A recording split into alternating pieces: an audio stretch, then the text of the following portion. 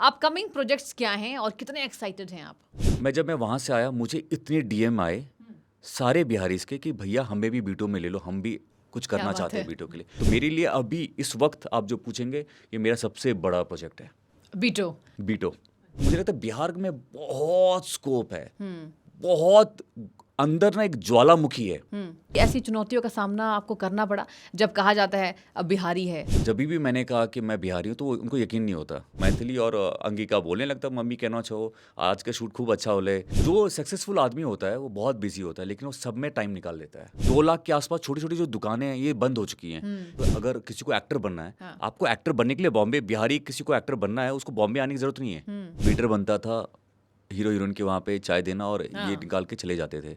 उसी वक्त पे आपका एक फैमिली मेम्बर मना कर दे कि धो कुछ ना होता क्या बोलते बियर की बोतल ले लेते और मैं सैड हूँ और सैड गाने लगा रहा हूँ। तो हम रात को वहीं भी स्टेशन पे रहते थे। कितनी बार शादी की थी आपने? मैं एक ही बीवी से 50 बार शादी करूंगा। कभी कभी छुप के करना पड़ता देवीना से। एक बिहारी 100 पे भारी। नमस्कार, आप देख रहे हैं बीटो वॉइस, आपके साथ मैं सृष्टि मिश्रा। बीटो वॉइस के इस पॉडकास्ट में आज एक बार फिर से हम बिहार की प्रतिभा से आपको रूबरू कराएंगे। बिहार की धरती जिसने देश और दुनिया को अनगिनत प्रतिभाएं दी। इसी मिट्टी में बिहार के एक छोटे से गांव से एक साधारण परिवार में जन्मा एक लड़का जिसकी आंखों में सपने तो थे लेकिन रास्ता बिल्कुल आसान नहीं था। संघर्ष, चुनौतियां, कभी हालातों से जंग तो कभी लोगों की बातों से जूझना पड़ा, लेकिन उसने ठान लिया था सपनों को सच करना है और उसी जज्बे ने उसे गांव की गलियों से उठाकर पहुंचा दिया माया नगरी मुंबई तक। जो हम बात कर रहे हैं गुरमीत चौधरी का, जो बिहार के मिट्टी से हैं और आज बिहारियों का जो नाम है वो माया नगरी में बना चुके हैं। बहुत स्वागत करते हैं आपका बीटो वॉइस के इस प्लेटफॉर्म में गुरमीत जी, और आप जुड़े हैं हमसे। सबसे पहले तो आपको धन्यवाद देना चाहेंगे कि बिहार का जो लड़का है वो माया नगरी में कमाल कर रहा है, धूम मचा रहा है। सबसे पहले क्या कहना चाहेंगे अपने इस जर्नी के बारे में? थैंक यू सो मच, आपने इतने प्यार से मुझे इंट्रोड्यूस किया। और सच में जब आप बोल रही थी तो मुझे पूरा फ्लैशबैक नज़र आया कि एक छोटे से गांव से किस तरीके से जी। मुंबई तक की जर्नी, फिर टेलीविज़न की जर्नी, फिर फिल्मों की जर्नी, फिर ओटीटी की जर्नी, और अब लोगों के लिए, हमारे बिहार के लिए काम करने जा रहे हैं। तो ये बहुत ही कभी कभी आपको खुद से भी मोटिवेशन मिलती बिल्कुल। है। हाँ। और आपने जब जैसे आपने इंट्रोड्यूस किया तो मुझे लगा कि काम अच्छा किया लेकिन अब और अच्छा काम करना है। जी बिल्कुल। तो सबसे पहला सवाल मेरा यही रहेगा, बिहार को कहाँ देख रहे हैं? बिहार को टॉप में देख रहा हूँ और हमेशा देखता आया हूँ। मुझे हमेशा ऐसा लगता है कि बिहार में जो टैलेंट है, देखिए टैलेंट एक जगह होती है लेकिन टैलेंट तभी वो पूरा हो सकता है जब अगर आप हार्ड वर्किंग हो। बिल्कुल। बहुत लोग हार्ड वर्किंग नहीं होते हैं, मेहनती नहीं होते हैं। अगर मेहनत को सही दिशा मिल जाए तो वो काम आप ज़रूर कर सकते हो। और इंसान चाहे, अगर इंसान ने सोच लिया मुझे ये करना है, उसको कोई रोक नहीं सकता। और बिहार में सबसे अच्छी ताकत है कि बिहारियों में हार्ड वर्क में हमसे ज़्यादा कोई आगे आ ही नहीं सकता। हमें अगर सही दिशा मिल जाए हम वहाँ पे पहुँच जाते हैं। तो मैं यही सोचता हूँ कि अगर हमने सही दिशा दे दिया, जो कि बिहार के लोग बहुत अच्छा काम कर रहे हैं, बहुत हम आगे बढ़ रहे हैं, और आगे बढ़ना है हमें, और मुझे लगता है मंजिल और दूर है लेकिन बहुत दूर भी नहीं है। बहुत तो दूर भी हमें नहीं है। मिल के मोटिवेट करना है और हम ज़रूर पा सकते हैं। बिल्कुल। अच्छा गुरमीत जी, मैं आपसे जानना चाहूँगी, जब आपने भगवान राम का किरदार निभाया तो आपने हर दिलों में अपनी अलग जगह बनाई, और जब हम भी देखते हैं तो आपका नाम सामने आता है और आपकी जो मर्यादा, जो आपके चेहरे का भाव था, बिल्कुल ऐसा लगता है राम के किरदार के लिए यही सटीक है। तो बताइए आपके व्यक्तिगत जीवन में इसका कितना ज़्यादा प्रभाव पड़ा? क्या आप उसके बाद आध्यात्म से जुड़े? ऐसे मैं देखती हूँ आप पूजा पाठ करते हैं लगातार, आपने किसी भी प्रोजेक्ट को शुरू करने से पहले भगवान का नाम लेते हैं, और अभी अभी हाल में मैंने देखा था वृंदावन भी आप गए थे अपनी पत्नी देवीना जी के साथ। और जो वृंदावन जब आप पहुँचे तो मैंने आपके चेहरे का भाव देखिए, बिल्कुल उनके चरणों पर आपने हाथ जोड़े हुए जिस तरीके से आपने उनसे सवाल पूछे, प्रेमानंद महाराज जी का आशीर्वाद लिया, तो यही लग रहा था कि आध्यात्मिक जीवन से आपका जुड़ाव है। तो ये क्या भगवान राम के किरदार निभाने के बाद हुआ या फिर उसके पहले से ही ये चला आ रहा है? देखिए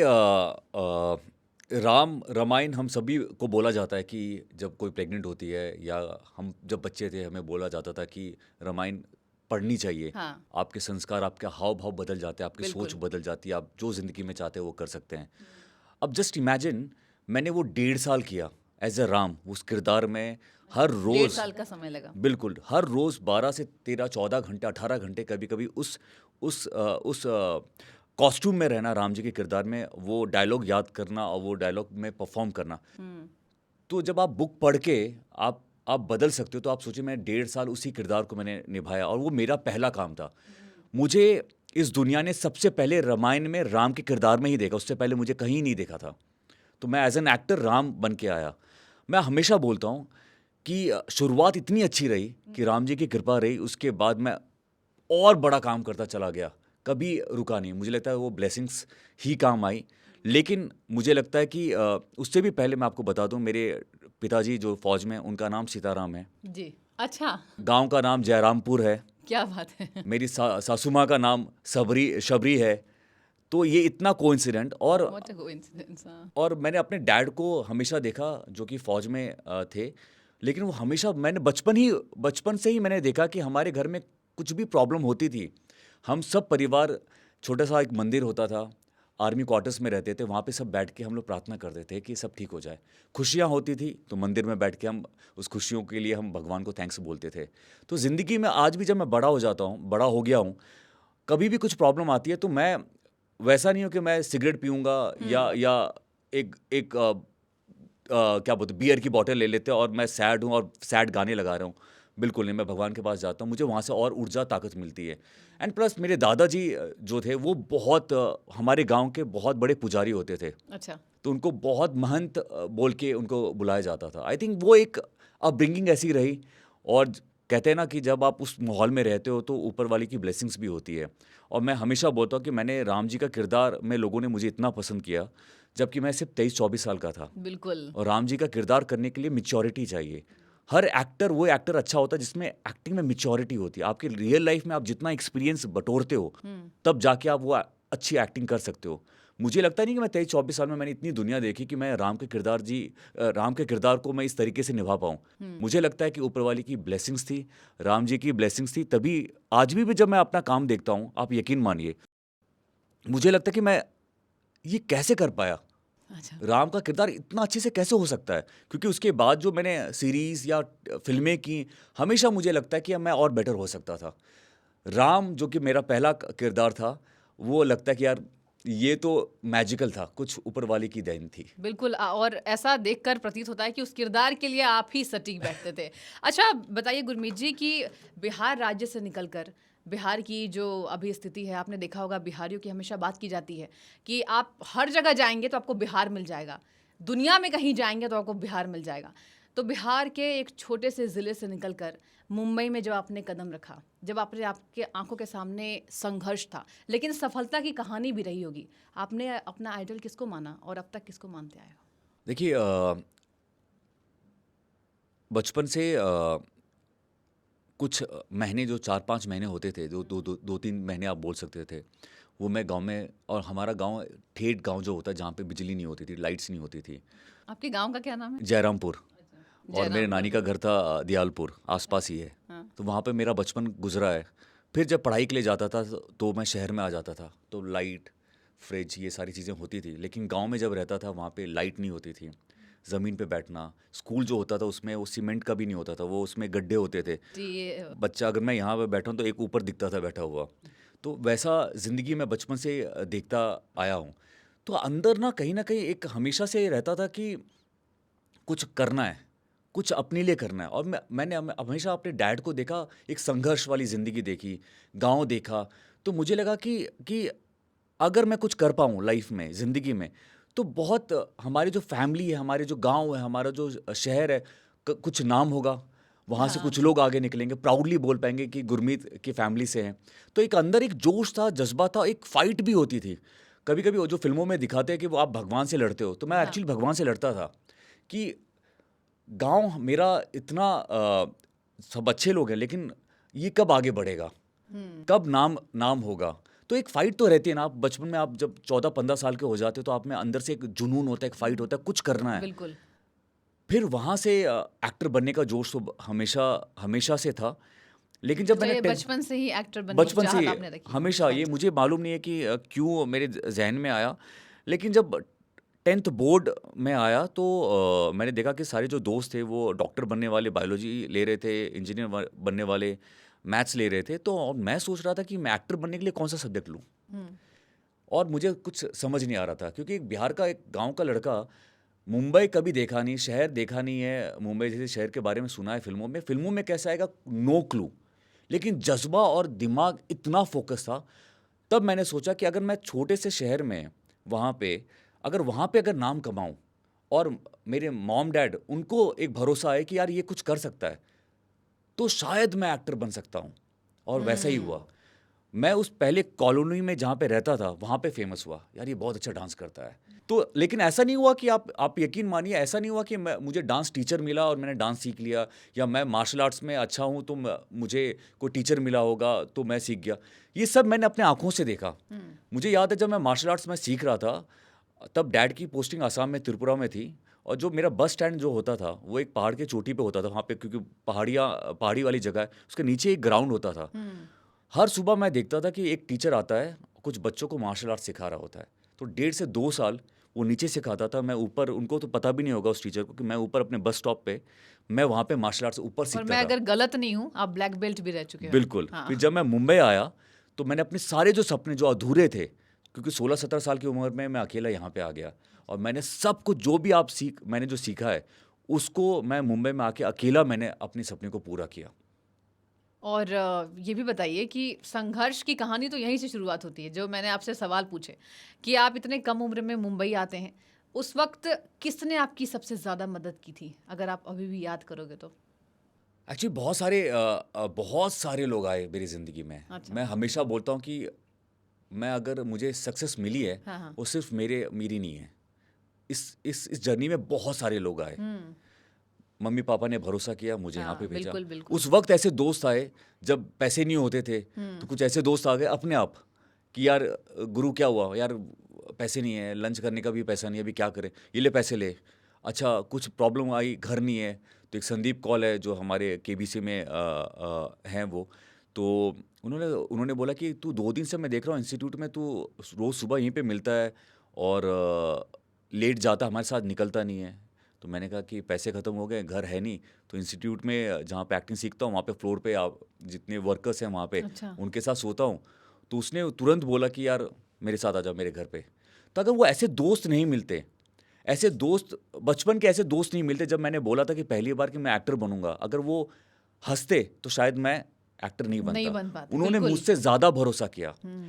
ऐसे दोस्त मिले जिन्होंने बचपन में करीबन 14-15 साल की उम्र में जब मैं बॉम्बे आने लगा, जिन्होंने व्रत रखा मेरे लिए। सूर्यकांत मेरे दोस्त हैं जो कि जबलपुर के हैं, उन्होंने थर्सडे को व्रत रखना स्टार्ट किया 14-15 साल की उम्र में। आज भी वो रखते हैं कि गुरमीत कुछ लाइफ में कर ले और अचीव एक्टर कर बन ले। जाए। क्या बात है। जस्ट इमेजिन, ऐसे लोग मिलते चले गए और मैं आज तक उनको कभी नहीं भूलता। मुझे ऐसा लगता है कि आज उनके बदौलत हूँ, तो मैं अपने पुराने रूट्स, पुराने दोस्त आज भी वही हैं। और ये भी बताइए, आपने आज दिखा दिया गुरमीत जी कि आप सच में एक फौजी के बेटे हैं। संघर्ष की कहानी, मतलब आपने कहा आपने इंस्टीट्यूट में बिताया, आपके पास घर नहीं था, लेकिन आंखों में सपना था, आपने हार नहीं मानी। तो आप बिहार के युवाओं को, ये सवाल तो मेरा यहीं से बनता है, बिहार के युवाओं को जो सपने देखते हैं लेकिन थक जाते हैं, निराश हो जाते हैं, हताश हो जाते हैं, उनको एक लाइन क्या कहेंगे? एक लाइन क्या, मैं 2-3 लाइन बताना चाहता हूँ। बहुत ज़रूरी है, हमारे पास सबसे अच्छी बात है बिहारियों के पास हार्ड वर्क, जैसे मैंने कहा, ये सब में नहीं होता है।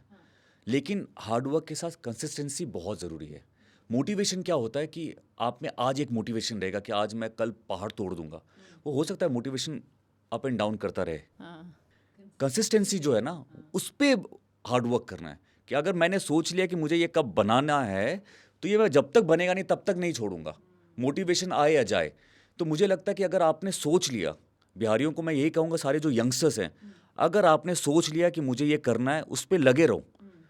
वो आपको लगेगा कि एंड तक कि नहीं हो रहा है, नहीं हो रहा है, बट आपको ये नहीं पता आप कितने नज़दीक आ गए हो उसके।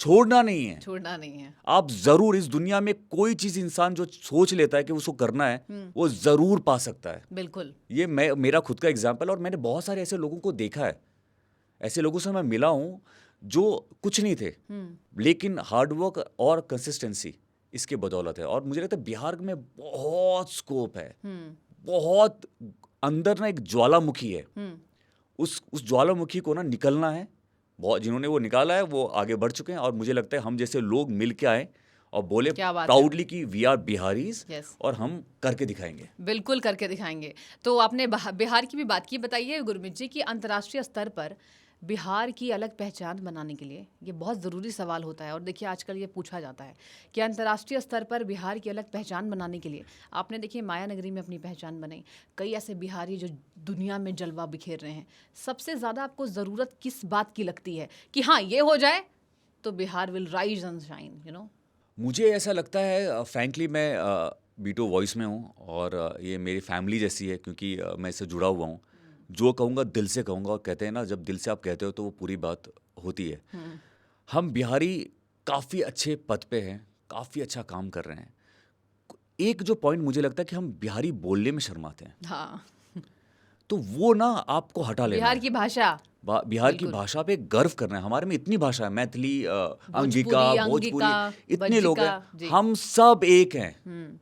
एक बिहारी को दूसरे बिहारी के लिए खड़ा रहना है, सपोर्ट करना है, और प्राउडली अभी बोलना है। ये एक टाइम आ गया है जहाँ पे आप प्राउडली बोल सकते हो मैं बिहारी हूँ, कोई शर्म नहीं होनी चाहिए। हाँ, क्योंकि हम में भी ऐसा होता था, क्योंकि हम जब आए थे तो लगता था, फिर मैंने अपने आप को समझा, मेरे साथ भी होता था। क्योंकि इसलिए नहीं कि मैं बिहारी हूँ, इसलिए कि माहौल ऐसा होता था। हाँ, फिर मुझे लगा कि अगर मुझे भगवान ने इस जगह पे पहुंचाया, जनता ने इस जगह पे पहुंचाया, तो मुझे प्राउडली बोलना पड़ेगा कि मैं बिहारी हूँ, और जो मुझे फॉलो करते हैं वो भी, उनमें भी एक जोश आ जाएगा। और हम सब बहुत अच्छी जगह पे हैं, चाहे वो इंटरनेशनल लेवल पे जाओ, हमारे इंडस्ट्री में, बॉम्बे में, बॉलीवुड में कितने बिहारी हैं, प्रोड्यूसर्स हैं, एक्टर्स हैं, डायरेक्टर्स हैं, लाइट मैन, आप सोचिए काम नहीं हो सकता उसके बिना, इतने लोग हैं। अभी प्राउडली हमें बिहारी बोलना है, और सब आप देखो फिर कमाल, वहाँ से ही सारी चीज़ें चेंज होने स्टार्ट हो जाएगी। बिल्कुल। क्या आपको लगता है कि ये पहचान दिलाने में, देखिए बड़े बड़े अब अभिनेता का जो नाम है वो सामने आता है, पंकज त्रिपाठी जी, क्या ही कहना, उनकी एक्टिंग के सब दीवाने हैं, केवल बिहारी नहीं कि हाँ ये हमारे बिहार से हैं, मतलब दुनिया दीवानी है पंकज त्रिपाठी के। तो बिल्कुल। गुरमीत जी बताइए कि अंतर्राष्ट्रीय स्तर पर अगर हम बात करें तो आपने कितना संघर्ष देखा बिहारी होने के नाते?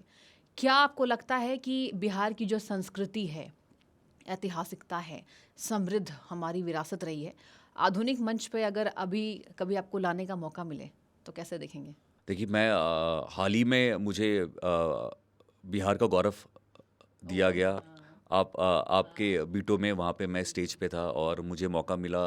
मुझे लगता है कि ऐसा कुछ नेता जो बिहार के बारे में बहुत दिल से सोचते हैं, समझते हैं, जो हमारे बिहार की संस्कृति इंटरनेशनल स्टेज पे लेके जा सकते हैं। उनका सोच वैसा है, उनका विचार वैसा है, इसलिए मैंने स्टेज पे भी उस दिन मैंने कहा कि मैं उनका फ़ैन हो गया हूँ। हाँ, क्योंकि वो दिल आपने से, कहा था। वो दिल से, क्योंकि मैं हमेशा ऐसा मानना है कि कोई चीज़ जब दिल से होती है ना, वो लंबी चलती है, वो आप लोग, जनता उसको कनेक्ट कर पाती है। तो मुझे लगता है कि ऐसा कुछ नेता, अभिनेता सब मिल के हमारे कल्चर को, हमारे बिहार की चीज़ों को आगे लेके आए, तो वो अंतर्राष्ट्रीय लेवल तक ऑलरेडी है।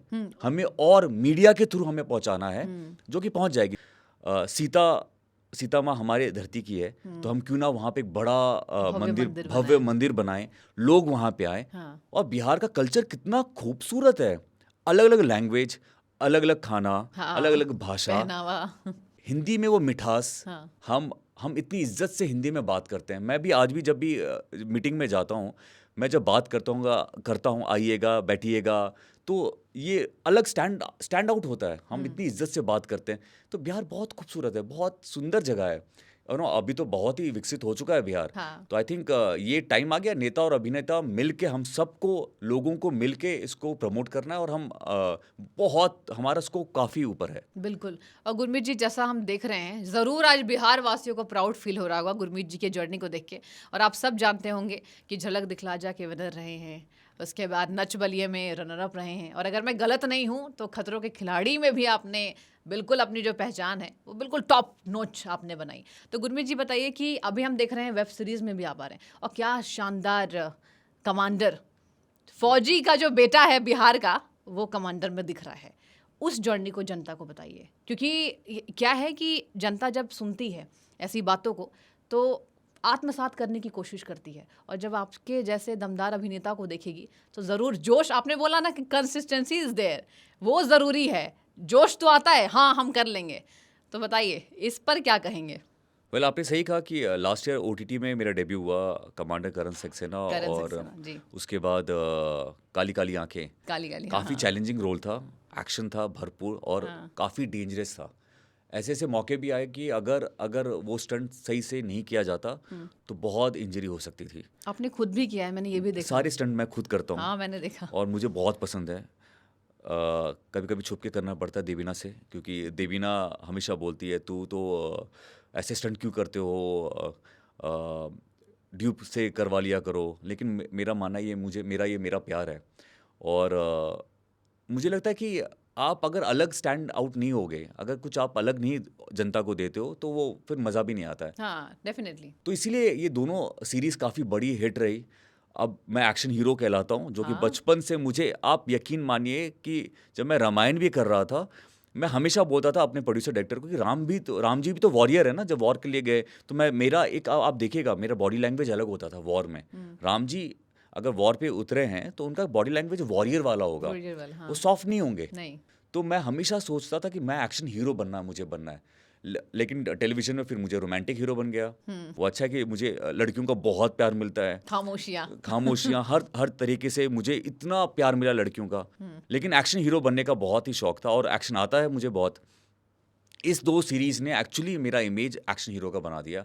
अब मैं जो भी कर रहा हूँ, आप यकीन मानिए बड़े बड़े प्रोजेक्ट में कर रहा हूँ, सब में भरपूर एक्शन है, भरपूर। तो आई थिंक वो जो दो शो था, कहते हैं ना जब मौका मिलता है उस टाइम पे चौका मारना होता है। हाँ वो मौके तक का ना आपको इंतजार करना पड़ता है। उस मौके तक आने से पहले तक ना आप तैयारी करते रहो। जब भगवान एक बार मौका देगा, बार बार नहीं। फिर आप भगवान को नहीं बोल सकते कि भगवान जी एक बार रुकिएगा, मैं थोड़ा और बना लेता हूँ अपने आप को, फिर आप ये मौका दीजिए। इसलिए मौके से पहले से तैयार रहो। मैं पहले से तैयार रहता हूँ। मुझे आप बोलोगे कि कल एक्शन शूटिंग है, कल बॉडी शॉडी दिखानी है, मैं हमेशा रेडी हूँ। बेयर बॉडी है, शॉट करना है, एक्शन करना है, मैं रेडी हूँ। तो आई थिंक वो काम आया। I was in I think मैं 10th या 12th में रही होंगी, तो मैंने देखा। और वो ट्रांजिशन, आज मैं यहाँ आई हूँ और हम बातचीत कर रहे हैं आपकी जर्नी के बारे में, कमाल है। बताइए सबसे ज़्यादा टफ रोल अब तक कौन सा रहा है आपकी इतनी लंबी जर्नी में? एक्चुअली सारे रोल देखिए सारे स्पेशल, चाहे वो रामायण हो, चाहे वो पुनर्विवाह आपने जैसे बोला, चाहे फिल्मों में खामोशिया में एक ग्रे शेड मैंने किया, पलटन में फौजी का किया, सारे किरदार एक्चुअली डिफरेंट थे। और मेरा जो एनर्जी है वो सब में इक्वली उतना ही जाता है, उतना ही टफ होता है। डेफिनेटली रामायण क्योंकि पहला काम था और राम का किरदार निभाना बहुत बड़ी रिस्पॉन्सिबिलिटी थी और काफ़ी प्रेशर था मेरे ऊपर। देखिए अगर मैं पहले से अगर स्टैब्लिश एक्टर होता तो शायद प्रेशर लेने की एक आदत हो गई होती।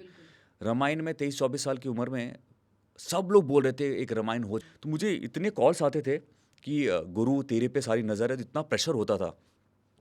शायद वो प्रेशर में बहुत ही सही तरीके से मेरा वो काम हो गया। वो बहुत चैलेंजिंग था क्योंकि राम का किरदार करना और कॉस्ट्यूम में वो डिफ़िकल्ट है यार। बाकी एक्शन थोड़ा मेहनत करके आप कर ही लेते हो। मुझे लगता है उस रामायण भाव एक से बोलना, बिल्कुल उस भाव से और दिल से निकलना, क्योंकि चेहरा है ना, सब बयां करता है। ऑडियंस सब समझती है, कैमरा ना आपकी आंखों से समझ जाती है कि ये लड़का कैसा है। लाइकेबिलिटी इसलिए होती है ना, बहुत सारे एक्टर्स बहुत टैलेंटेड होते हैं, अच्छा काम भी कर रहे होते हैं। बिल्कुल। एक हीरो जो कम टैलेंटेड होता है लेकिन वो स्टार होता है, जनता उसको ज़्यादा प्यार करती है। क्यों करती है? क्योंकि वो कहीं ना कहीं वो हीरो ना दिल का अच्छा है, उसमें एक लाइकेबिलिटी है, वो ऑडियंस के साथ कनेक्ट कर पाता है। तो आई थिंक मेरे में वो फील है कि मैं दिल से करता हूँ सब कुछ।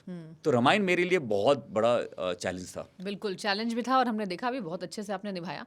और जब हम रामायण की बात करते हैं गुरमीत जी, आपने कई ऐसी कहानियाँ, आज भी वो एयरपोर्ट पे भी हो, कहीं भी हो, लोग उन्हें प्रणाम करते हैं। तो एक बहुत बड़ी रिस्पॉन्सिबिलिटी आ जाती है जब आप ऐसे किरदार निभाते हैं, वो भी भगवान राम, मर्यादा पुरुषोत्तम। आपके जीवन में उसके एक आध साल तो ऐसा समय रहा होगा जब आपको बिल्कुल ऐसा लगता होगा कि पब्लिक आ रही है भगवान राम को याद करते हुए। नहीं बिल्कुल बिल्कुल, बहुत बड़े फ़ैन रहे हैं, बचपन से उनको देखते आए हैं और वही किरदार मुझे मिलना चैलेंजिंग था। लेकिन जब वो लोगों ने देखा और पसंद किया तो मेरे भी पाँव छूते थे, बहुत छूते थे। हाँ वही है। और उसके बाद ऐसा हुआ कि क्योंकि हमारी इंडस्ट्री ऐसी होती है कि टाइप कास्ट कर देती है, आप जो रोल में अच्छे लगते हो ना, आपको उसी रोल में वो देखना चाहती है। और मुझे वैसे ही किरदार आने लगे मुझको और देवीना को, क्योंकि देवीना सीता थी और वो मेरी वाइफ भी बनी। तो हम लोग को 1-1.5 साल तो ऐसा था कि माइथोलॉजिकल, हिस्टोरिकल ऐसे रोल आते थे। बट हमने बहुत प्लानिंग की। हमने ये सोचा कि एक किरदार हम एज एन एक्टर कर चुके हैं, बिल्कुल। वो हमारे दिल में हमेशा ज़िंदगी भर रहेगा। As an Versatile। एक्टर मैं क्या अलग अलग कर सकता हूँ? मुझे वही ऑफर आएंगे, लेकिन मुझे नहीं करना है। बहुत पैसे आएंगे, बहुत ऑफर होंगे, और एज एन एक्टर आपको लगता है कि आपको घर पे नहीं बैठना, आपको काम करना। हर किसी को काम करना पसंद है। वो बहुत टफ होता है कि आप घर पे बैठे हो, आपको काम आ रहा है, आप वो काम नहीं करना चाहते हो, और कहीं ना कहीं आपको घर से निकलना है, काम भी करना है। वो मना करना ना बहुत टफ होता है। तो 1-1.5 साल तो हमने वो काम ऐसा मना करते रहे, क्योंकि हमें मालूम था कि अगर एक और हिस्टोरिकल या एक और ऐसे किरदार कर लिए तो फिर हमें वही उसी में हम रह जाएंगे और बहुत लिमिटेड काम हो जाता है। फिर हमने कुछ एक रियलिटी शो किया जहाँ पे लोगों ने मुझको और देवीना को बहुत पसंद किया। देखा कि ये गुरमीत चौधरी और देवीना, यार ये तो यंग है, जीन्स टी शर्ट भी पहनते हैं, मार्शल आर्ट्स भी आता है, डांस भी करता है, रोमांस भी करते हैं।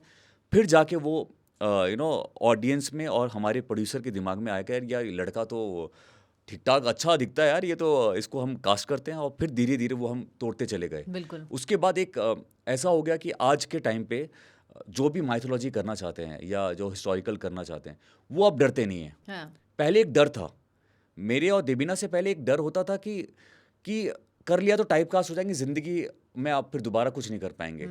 मैं और देवीना ने हमने प्रूव कर दिया कि इसके बाद भी ज़िंदगी है, इसके बाद भी एज एन एक्टर आप बहुत कुछ कर सकते हो। बिल्कुल बिल्कुल। और गुरमीत जी, ये भी बताइए कि आउटसाइडर होने के नाते, जब शुरुआत में आप मुंबई आए, आउटसाइडर होने के नाते और बिहारी, कभी ऐसा कुछ सामना, कभी ऐसी चुनौतियों का सामना आपको करना पड़ा जब कहा जाता है अब बिहारी है? आपने देखा होगा, अब तो हम चलिए गर्व से भरे हैं कि हम बिहारी हैं, लेकिन आपने देखा होगा कि कई बार ऐसे स्लैंग्स यूज़ किए जाते हैं बिहारियों के लिए। नहीं, एक परसेप्शन हमारे देश ने बना दिया कि बिहारी ऐसे ही होते हैं। हाँ। जब भी मैंने कहा कि मैं बिहारी हूँ तो उनको यकीन नहीं होता।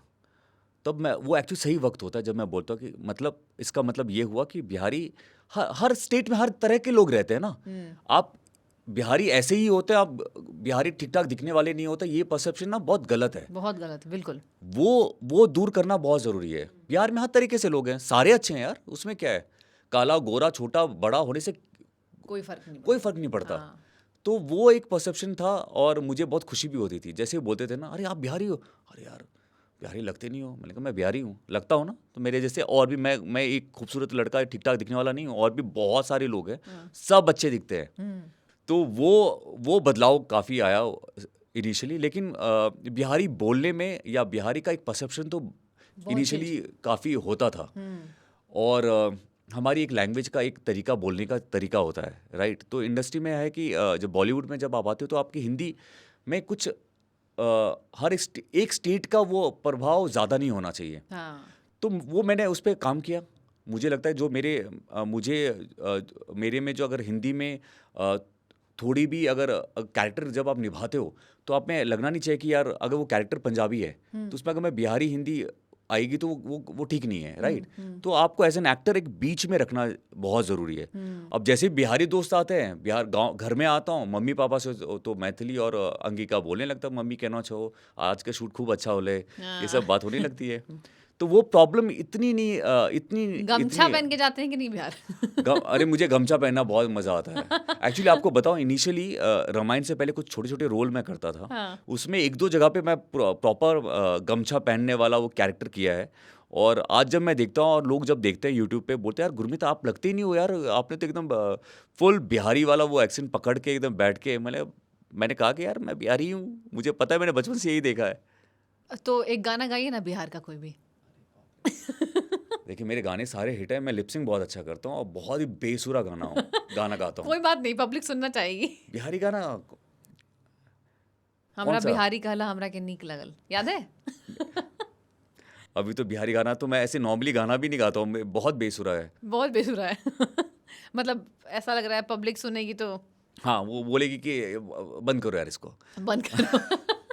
अच्छा ये बताइए, आपकी और आपकी वाइफ देबीना, मैंने भी देखा अभी लाइक बहुत बिजी स्केड्यूल होता है, शो भी कर रहे हो आप सब दोनों मिलकर कर रहे हो, इसके साथ ही बच्चों का भी ख्याल करना है, डांस प्रैक्टिस आपकी चलती है, क्योंकि देखिए डांस आप काफ़ी शानदार करते हैं, अगर मैंने पर्सनली देखा है, मैं डांस लवर हूँ, तो इस बिजी स्केड्यूल में कैसे मैनेज करते हैं घर भी, और आपकी ऑन स्क्रीन केमिस्ट्री भी लोग खूब पसंद कर रहे हैं भगवान राम के किरदार में। और दूसरा सवाल मेरा ये भी आपकी शादी के बारे में होगा, कितनी बार शादी की थी आपने?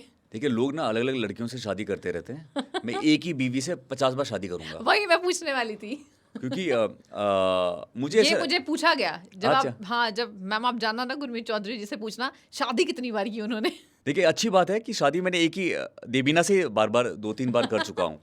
और यार, मैं आपको फ्रैंकली बताऊँ, आज मैं जो भी हूँ, देबीना बचपन में हमने शादी कर ली था, करीबन 19-20 साल की उम्र में हमने छुप के शादी की थी। एक कमिटमेंट था मुंबई में दोनों एक्टर बनने आए थे कि हम कमिटमेंट है, हम माँ बाप को अभी नहीं बताएंगे, किसी को नहीं बताएंगे, ये कमिटमेंट है, हम अपना काम करेंगे, एक स्टैब्लिश जब मैं हो जाऊंगा तब मैं सारी दुनिया के सामने आपसे शादी करूंगा।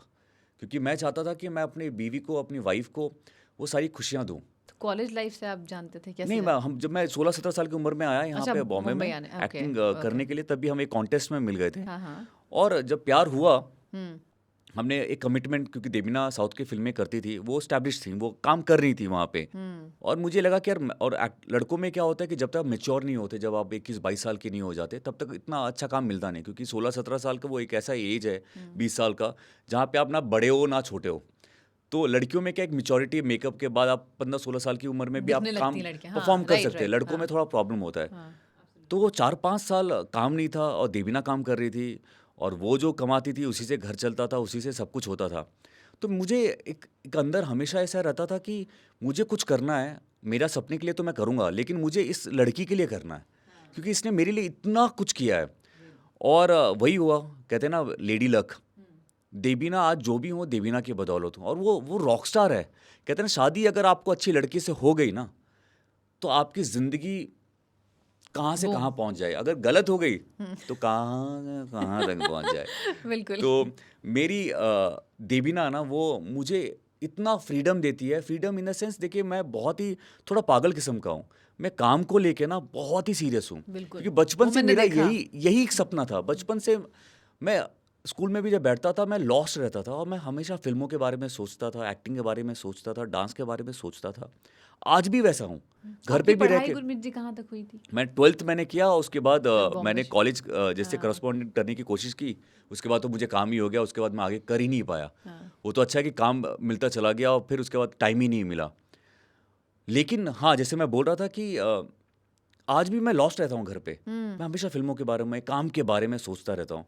और देबीना ने मुझे वो स्पेस दिया है। वो खुद एक्टर है, वो बहुत बिजी रहती है, उसका खुद का पॉडकास्ट है, उसका खुद का चैनल है, वो खुद एक्टिंग करती है। हम अभी साथ में शो कर रहे हैं। हमारी 2 छोटी-छोटी गुड़िया, 2 बेटियां हैं, बहुत प्यारी हैं, मैंने देखा। बिल्कुल, उनको भी संभालना, घर को संभालना, मुझको संभालना, मतलब वो रॉक स्टार है। वो मुझे वो स्पेस देती है कि गुरमीत, तेरा काम एक्टिंग का है ना, तो तू उसमें पूरा ध्यान दे। मैं तेरे लिए, तेरे सपने अब मेरा सपना है।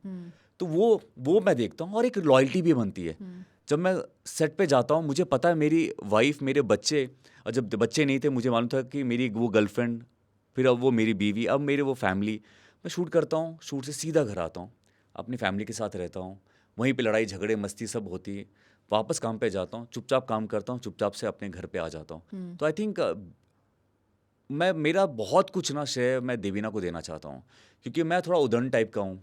दिमाग भी वैसा ऐसा है कि देबीना का दिमाग उदंड आप लगते नहीं। हाँ, लगता नहीं, लेकिन अंदर तो है। अभी इतनी किरदार करते हैं तो आप किरदार में देखते होंगे कि मैं अलग अलग दिखता हूँ, लेकिन वो बहुत संभालती है। मैं कभी कभी होता है कि डिसीजन जब लेना होता है, और जब मैंने डिसीजन लिया है ना खुद से, तो वो हमेशा गड़बड़ हो गया है। लेकिन जब देबीना के साथ डिसीजन लेता हूँ ना, वो हमेशा सही निकल जाती है। तो इसलिए अब तो मैं लड़ता भी नहीं हूँ। अब तो देबीना बोलती है, देख, लास्ट टाइम जब भी तूने किया तो तेरा वो नहीं चला ना, कुछ हुआ, अब देख इसके साथ चल। और जब भी मैं करता हूँ, उसके बातों को कहने पे वो काम हो जाता है। चाहे वो रामायण हो, रामायण देबीना ने मुझे मोटिवेट किया करने के लिए। अच्छा। गीत एक बहुत बड़ा पॉपुलर शो रहा। वो काली काली आंखें जो मैंने नेटफ्लिक्स पे किया है, उसको करने के पीछे आज मैं एक्शन हीरो जो बना, उसके पीछे मोटिवेशन जो है वो देबीना है। देबीना ने बोला कि कर ले वो। तो आप ये सोचिए उनका कितना बड़ा हाथ है। बिल्कुल, सच में बड़ा हाथ है, क्योंकि हमने जब उनका शो देखा जो वो यूट्यूब पे डालती रहती है रोज़मर्रा की ज़िंदगी, Right. काफ़ी बिजी रहती हैं, उसके बावजूद भी छोटे छोटे वो चंक्स क्लिप्स आप जब घर आते हो सेट पे वो चलिए आज दिखाते हैं गुरमीत आज किस शो में बिजी हैं, तो वही मैं देखती हूँ। आपने बहुत अच्छा एक उदाहरण दिया है महिला सशक्तिकरण का। आपने देखा लेडी लक, और आज डेफिनेटली दर्शक इसको सुन के और आपसे प्रभावित होंगे, आपने जिस तरीके से बताया।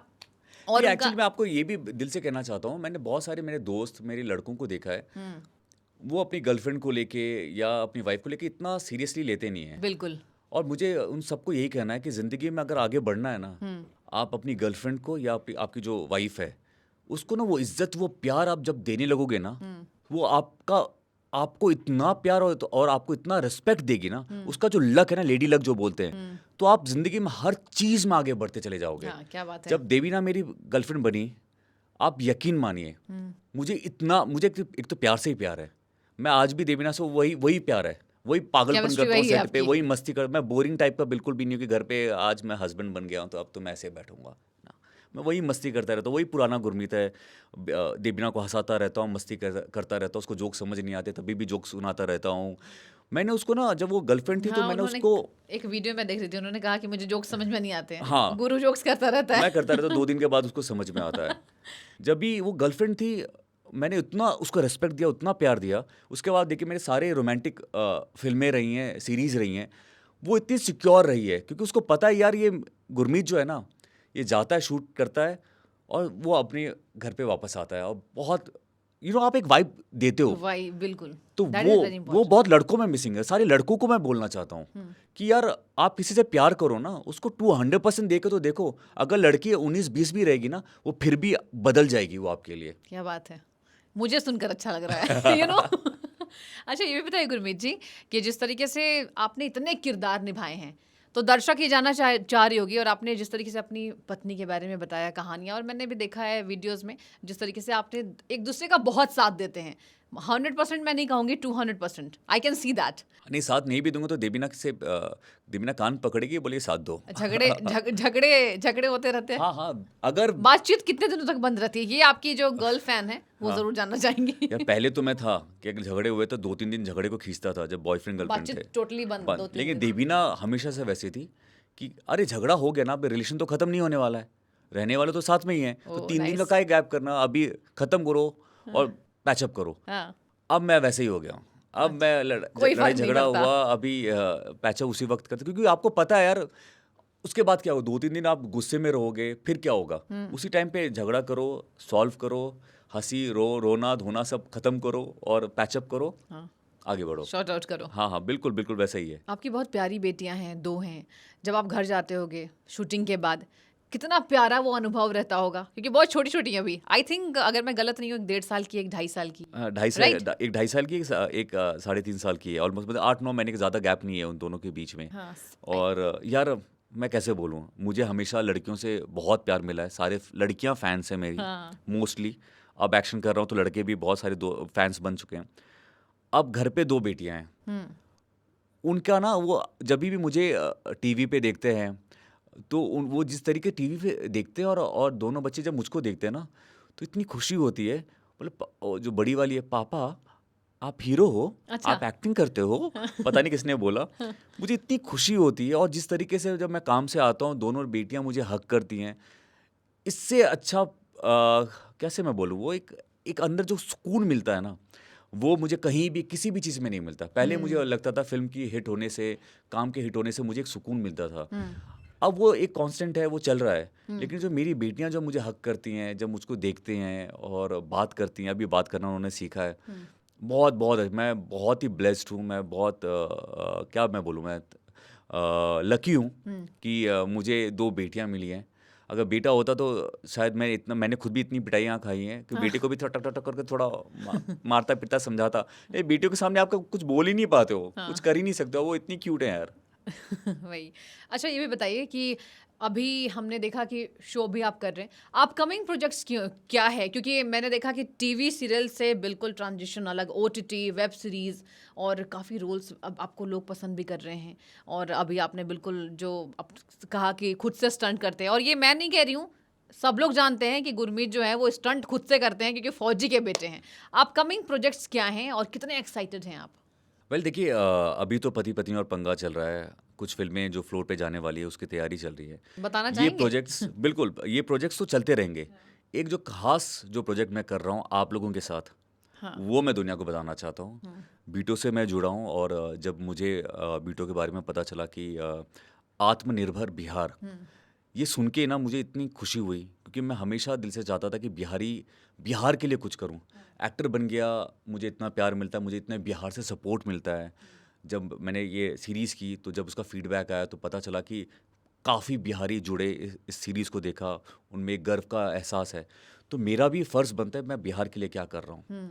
जब मुझे पता चला कि क्योंकि अकेले तो आप कुछ कर नहीं सकते हो, जब आप लोगों के बारे में पता चला, बीटो के बारे में पता चला, आत्मनिर्भर बिहार, तो मुझे इतनी खुशी हुई। मेरा जो सबसे बड़ा प्रोजेक्ट मैं आपको बोलूँगा कि ये मेरा रहेगा। अच्छा। मुझे बिहार के लिए बीटो के साथ मिलके मैं बहुत कुछ करना चाहता हूँ और जो जिस तरीके से आपने प्लानिंग की है, जिस तरीके से जितने भी जो नए स्टार्टअप्स हैं बिहार में, क्योंकि बहुत बिहारी है और उनका दिमाग, हमारा दिमाग काफ़ी तेज़ होता है। उस स्टार्टअप में बहुत जगह ऐसा होता है कि पैसा या पूरा पैसा हो, इंफ्रास्ट्रक्चर जो होता है, उनको सपोर्ट मिल नहीं पाता। सपोर्ट नहीं मिलता। बीटो इतने लोगों को, स्टार्टअप को सपोर्ट कर रहा है फाइनेंशियली, हर चीज़ में। ये कितनी अच्छी और कितनी बड़ी बात है। उनको साथ में सपोर्ट करना, उनके साथ ग्राउंड पे जाना, जो भी है, मतलब मैंने बीटो को यही कहा कि आप मुझे बिल्कुल एक्टर स्टार मत समझिए, मैं आपका मेंबर हूँ। जहाँ बोलेंगे वहाँ पे मैं जाऊँगा। हॉस्पिटल जो खोला गया है, जो 101 या 102 108 बेड। 108 बेड का, जिसमें सब कुछ है। जस्ट इमेजिन, बीटो इतना अच्छा काम कर रहा है। यूनिवर्सिटी अभी भूमि पूजन होने वाली है। तो आप देखिए, इनके साथ जुड़ के मुझे लगता है ये मेरी लाइफ का सबसे बड़ा प्रोजेक्ट है। और इतने बिहारी जुड़ गए हैं बीटो में, सिर्फ बिहार से नहीं, देश से जो बिहारी हैं वो जुड़े, इंटरनेशनल जो बाहर विदेश में रहते हैं वो बिहारी जुड़े। तो ये कितनी खूबसूरत बात है। हमारा बिहार आगे बढ़े, हमारा देश आगे बढ़े, इससे बड़ी बात क्या हो सकती है। तो मेरे लिए अभी इस वक्त आप जो पूछेंगे, ये मेरा सबसे बड़ा प्रोजेक्ट है, बीटो। तो देखिए, बीटो से आप जुड़ चुके हैं, आपने बीटो के इनिशिएटिव्स को भी देख लिया। बीटो जॉब्स है, बीटो मल्टी स्पेशलिटी है, बीटो स्किल यूनिवर्सिटी है, बीटो जॉब है, बीटो मार्ट है, जहां आपने देखा कि अब जो ये इनिशिएटिव है, ये देखिए कितने वैश्विक स्तर पर भी पहुंचा है। बीटो बिहार के प्रोडक्ट्स को लोकल मार्केट नहीं, लोकल टू ग्लोबल कर रही है। गुरमीत जी, कितना बड़ा बदलाव देख रहे हैं? क्या आपको लग रहा है कि यही कमी रह गई थी बिहार में जो अब पूरी होने वाली है? बिल्कुल बिल्कुल। देखिए, बीटो से ये एक चीज़ हुआ कि लोगों में एक कॉन्फिडेंस आ गया है। मुझे याद है जब मैं आपके मंच पे गया था और जब मैं वापस आया, ये मैं आपको शायद आपसे डिस्कस भी नहीं हुआ बीटो की टीम से। जब मैं वहाँ से आया, मुझे इतने डीएम आए सारे बिहारीज के कि भैया हमें भी बीटो में ले लो, हम भी कुछ करना चाहते हैं बीटो के लिए। ये कितनी बड़ी बात है। तो मतलब इसका मतलब है कि बीटो एक एक जगह पे एक एक लोगों के दिलों तक पहुंच चुका है। उसमें जॉब्स हैं, बीटो करीबन 5,000 लोगों को जॉब दे चुकी है। ये बहुत बड़ी बात है। हॉस्पिटल खुल चुका है, यूनिवर्सिटी बना रही है। और देखिए, जो सबसे अच्छी बात है कि मैंने अभी थोड़ा स्टडी कर रहा था, पता चला कि ये जो ऑनलाइन हम सामान मंगा लेते हैं, हाँ। उसमें करीबन बिहार में, आई एम नॉट रॉन्ग, मतलब I am not sure, but 2 lakh के आसपास छोटी छोटी जो दुकानें हैं ये बंद हो चुकी हैं, क्योंकि आप ऑनलाइन मंगा लेते हो। ऑनलाइन की वजह से, ऑनलाइन की वजह से। तो उन लोगों का पिछले 2 साल में उन लोगों का क्या होगा, उन गरीबों का क्या होगा? उसके लिए आप लोग काम कर रहे हो, बीटो काम कर रहे हैं। तो मुझे लगा कि ये मौका है, क्योंकि मेरा सोच बहुत क्लियर था कि मुझे बिहार के लिए करना है, लेकिन मुझे लक्ष्य समझ नहीं आ रहा था। कहते हैं ना कि दिशा, मुझे किस तरफ जाना है। बीटो ने मुझे एक दिशा दी है। मैं उसका फेस बन के, मैं ग्राउंड में जाके, और मेरा कोई लालच नहीं है। देखिए, मैं एक एक्टर हूँ, मैं एक्टिंग करना चाहता हूँ, लेकिन अगर आज मैं स्टार बनाऊँ, लोग मुझे पसंद करते हैं, जानते हैं, प्यार करते हैं, उसकी बदौलत वो जनता है ना। जनता के, मेरे लिए तो भगवान मेरा जनता है। तो मेरा भी फर्ज बनता है कि मैं जनता के लिए क्या कर रहा हूँ। तो मैं अपने महाराष्ट्र में जो मैं रहता हूँ, मैं महाराष्ट्र के लिए भी बहुत कुछ कर रहा हूँ, क्योंकि मेरी कर्म भूमि है। लेकिन जो मेरा बिहार है वो एक दिल का भी कनेक्शन है, तो उसके लिए भी तो करना होगा ना।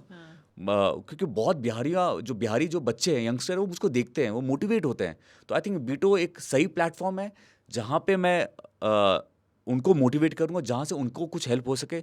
आई थिंक ये बहुत बड़ा प्लेटफॉर्म है और ये आने वाले मुझे लगता है 5-6 साल में बहुत मैसिव मैसिव बहुत जिस तरीके से आप लोग काम कर रहे हो वो बहुत बड़ी बात है। अब तो मैं खुद ही काम कर रहे हैं, हम मिलके काम कर रहे हैं, तो आई थिंक ये बहुत बड़ी बात है। बिल्कुल। और आपने देखा कि बीटो का जो इनिशिएटिव है, सांस्कृतिक हमारा कितना गौरवशाली इतिहास रहा है। आप भी उसी मिट्टी से हैं और आपको ये डेफिनेटली अंदर से वो इच्छा होती होगी कि कौन है, कैसे बिहार बदलेगा। आपने देखा पलायन कर रहे हैं लोग बिहार से। बिहार में जॉब्स नहीं थी, पलायन कर रहे हैं स्वास्थ्य के लिए, अपने हेल्थ के लिए लोग मुंबई आते हैं, बड़े बड़े शहरों में जाते हैं। तो ये कहा जाता है कि बिहारी है। और कभी आपने देखा होगा कि कुछ कुछ नेता ऐसे बयान दे देते हैं कि बिहार के लोग तो शौचालय साफ करने के लिए बने हैं और बड़े विवादों में रहे हैं, डीएमके के नेता हैं। तो उन नेताओं को क्या कहेंगे, और नेता ही नहीं उन लोगों को क्या कहेंगे गुरमीत जी, जो कहते हैं कि बिहारी है ये, मतलब बहुत छोटा आंकते हैं और ये कहते हैं मजाक उड़ाया जाता है बिहारियों का। लेकिन आज बिहार जहाँ खड़ा है और जो कमियां आपने बताई जिसको कैसे हम पूरा कर सकते हैं, बीटो है, बीटो के साथ साथ बिहार के लिए अलग अलग देशों में लोग हैं जो लगे हुए हैं और उस जिद को पूरा करके दिखाएंगे कि एक बिहारी सब पर भारी। तो आप इन लोगों को क्या कहना चाहेंगे जो बिहार को बहुत छोटा आंकते हैं? कभी कह देते हैं शौचालय साफ करने वाले बिहारी होते हैं, मजदूर होते हैं। नहीं नहीं, देखिए अगर छोटा से छोटा काम भी ना छोटा नहीं होता है। हाँ, वो काम काम होता है। राइट। जब हम भी एक्टिंग करते थे, जब शुरुआत की थी, छोटी छोटी एक्टिंग से छोटे छोटे रोल करते थे, उस रोल का नाम भी नहीं होता था। वेटर बनता था, हीरो हीरोइन के वहाँ पे चाय देना और ये निकाल के चले जाते थे। लेकिन इसका मतलब ये नहीं कि चोरी तो नहीं कर रहे हैं ना, डकैती मेहनत तो कर नहीं रहे हैं। मेहनत कर रहे हैं। छोटा काम हो वो भी काम काम होता है। अच्छी बात है कि जो बिहारी है छोटा काम भी कर रहे हैं ना, काम तो कर रहे हैं, वो बहुत ज़रूरी है। उससे वो बड़े हो जाएंगे। मेरे पास बहुत एग्जाम्पल है जो छोटा सा काम करते थे बिहारी, शायद प्लम्बर बताइए। होंगे या ऐसा कुछ भी होगा। मैं वो एक्चुअली मैं कभी छोटा बोलता भी नहीं हूँ। वो कहाँ से कहाँ पहुँचे हैं, हाँ, बिजनेसमैन बहुत पैसा कमा रहे हैं, लोगों को काम दे रहे हैं। और मुझे लगता है कि ये आपने बहुत ही सही बात कही कि हमें अभी बिहार से निकलने की ज़रूरत नहीं है। हमें बिहार में इतने काम जनरेट करना है, इतना इतना जज्बा है ना लोगों में, बच्चों में, यंगस्टर्स में, कि हमें बाहर जाने की ज़रूरत नहीं है। बाहर जाएंगे वो आपका चॉइस है। देखिए देश के लिए भी हमें करना है, हमारा देश भी, हम उसके लिए भी करेंगे। लेकिन Right. हम पहले क्या होता है, आप अपने पहले घर को तो अच्छा बनाओगे ना। जब घर अपना अच्छा होगा तो हमारी सोसाइटी, हमारी बिल्डिंग अच्छी होगी। अब अगर हमारा घर ही उसमें ठीक ठाक नहीं है तो कैसे होगा? Small step. राइट। तो हमें हमारे बिहार के में इतना हमें मजबूत कर देना है, इतना काम जनरेट होना चाहिए, इतने आइडियाज़ होना चाहिए। जैसे स्टार्टअप जो बीटो कर रहा है, स्टार्टअप को फंड कर रहा है, स्टार्टअप को बढ़ावा दे रहे हैं। उनके आइडियाज़ को सपोर्ट कर रहा है। Right. तो सोचिए हम कहाँ से कहाँ पहुँच जाएंगे, क्योंकि बिहार में तो दिमाग वाले कितने लोग हैं, कितने आईएएस ऑफिसर, कितने बड़े बड़े बिजनेस जो कंपनीज है उसमें टॉप लेवल पे बैठे हुए हैं, नेशनल इंटरनेशनल। अफसर बिहारे के हुई, यही कहा जाता है। हाँ हाँ, जितने अफसर हैं। बिल्कुल। तो वो बिहार, अब आप कुछ 10 साल आप देखिए, बहुत चेंजेस आएंगे। और ऐसे लोग हैं, इतने यंगस्टर्स हैं जो जो आप ये समझ गए कि अभी बाहर नहीं जाना है, पहले अपने बिहार को बड़ा करना है, उसके ऊपर काम करना है, उनकी उस दिशा को हमें सपोर्ट करना है। सपोर्ट करना है। तो क्या आपको लगता है कि जो बिहार में पुराने नेतृत्व थे, अगर मैं बात कहूँ तो जो पुराने हमारे नेता थे बिहार के, उनका भी हाथ रहा है कहीं पीछे करने में? क्या कहेंगे आप, फ्रैंकली क्या बोलना चाहेंगे? और आप कौन से उस नेता को देखते हैं जो बिहार को शीर्ष तक पहुंचा सकता है?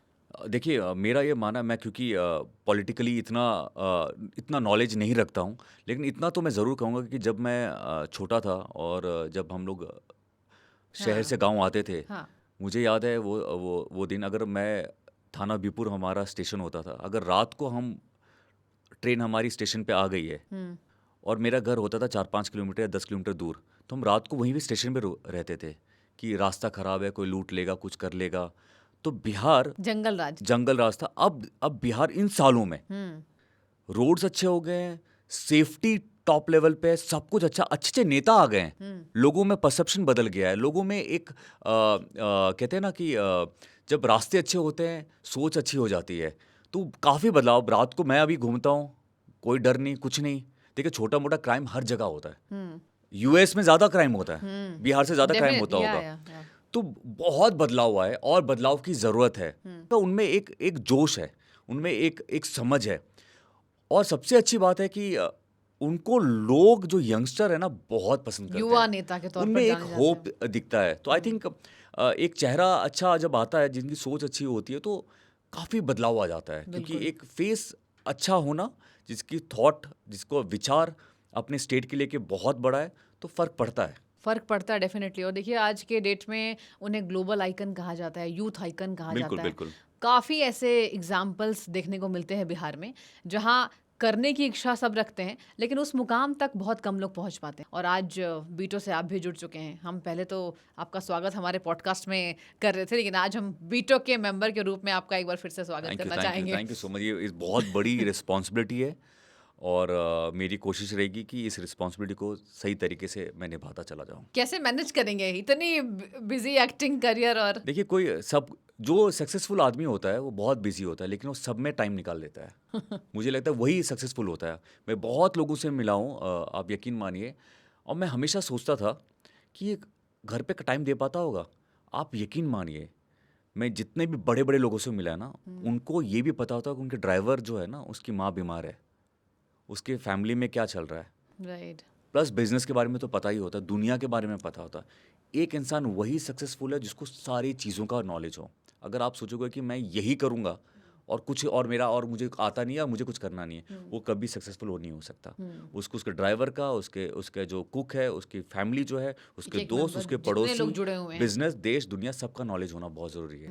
उसका सब कुछ पता होना चाहिए। तो आई थिंक ये कहना बहुत ही मेरे लिए अजीब होगा कि मैं एक्टिंग फील्ड पे हूँ तो मैं सिर्फ एक्टिंग करूँ। क्यों? मुझे स्टार बनाया मेरी जनता ने, तो मेरे बिहार में बिहारी हूँ, थोड़ा भी कंट्रीब्यूट करूँ, लेकिन करूँ तो सो। अगर मैं थोड़ा एक सोशल मीडिया पे पोस्ट भी करूँ बिहारी के लिए, तो एक मोटिवेशन तो चाहिए ना, मोटिवेशन तो Right. मिलता है ना। और बिहारियों में लगेगा कि यार गुरमीत चौधरी बिहारी बोल रहा है, मैं प्राउडली बिहारी हूँ, तो मैं भी बोलूँगा। तो वो भी तो एक काम होता है। वो भी काम सही बात है। गुरमीत जी, ये भी बताइए कि अभी बिहार की जो स्थिति बदल रही है, पलायन रुका है, आपने कहा, आपको भी पता है, जानकारी है, स्टार्टअप्स जिस तरीके से दुकानें बंद हो गई, बीटो इसी इनिशिएटिव को लेकर भी आया है।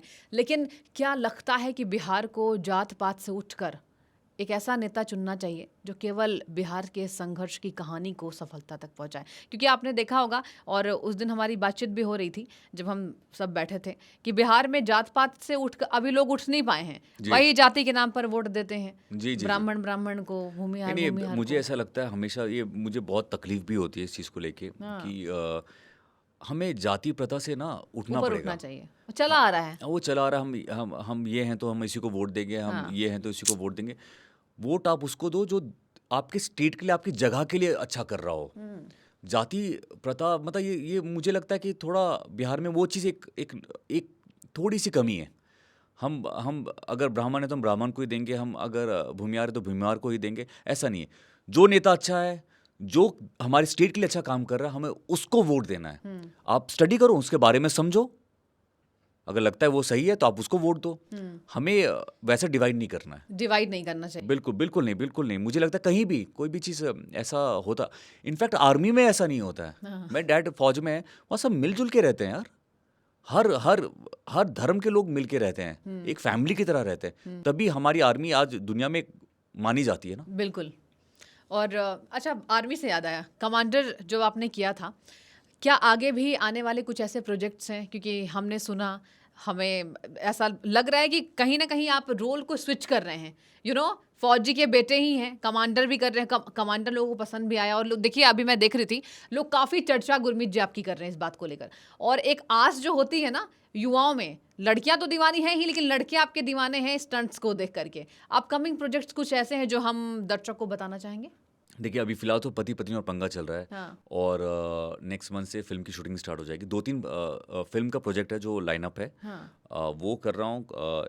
एक हमारा जो सीरीज़ है जो मैंने नेटफ्लिक्स पे की, उसका नेक्स्ट सीज़न, उसकी शूट की तैयारी चलने स्टार्ट हो जाएगी। फिल्मों के बारे में अभी बता नहीं सकता क्योंकि वो एक सरप्राइज रहे। वो मैंने जानबूझकर सवाल पूछा आपसे। वो मुझे प्रोड्यूसर मार डालेंगे। अच्छा। उन्हें क्यों बता दिया, ये क्या है?